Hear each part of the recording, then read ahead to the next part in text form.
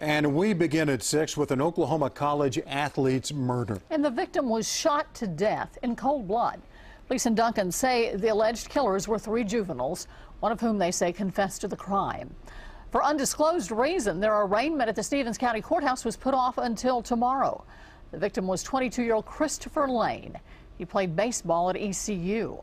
He was visiting his girlfriend in Duncan Friday when police say he was shot in a drive-by attack. First at 6, Lane's parents react to the senseless killing from their home country. And 2 of the suspects' parents defend their sons. Ed Doney joins us live from the newsroom. Ed?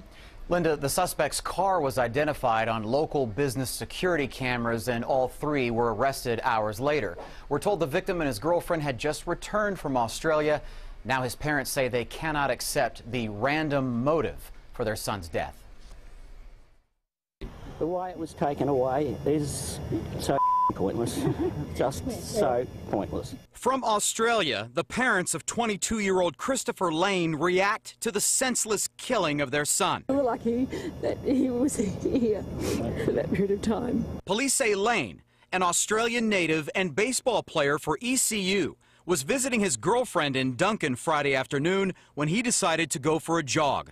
Police say he passed by a residence where 3 juveniles, ages 15, 16, and 17, saw Lane and decided to go after him. As was stated by the 17-year-old, we were bored, we had nothing to do, we decided we'd kill somebody. Police say just before 3 p.m., the suspects drove up to Lane and fatally shot him in the back.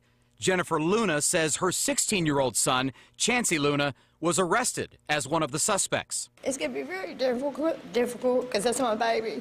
He lives with me. He's there every day with me. He's my support. He talks, we get along great. James Edwards says his son, 15-year-old James Edwards Jr., was also arrested, but does not believe he pulled the trigger. It's stressful.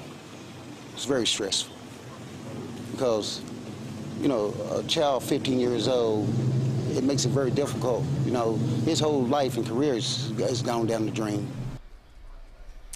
Now, all 3 suspects are still being held at the Stevens County Jail on a first-degree murder complaint regarding that motive of killing Lane because they were bored.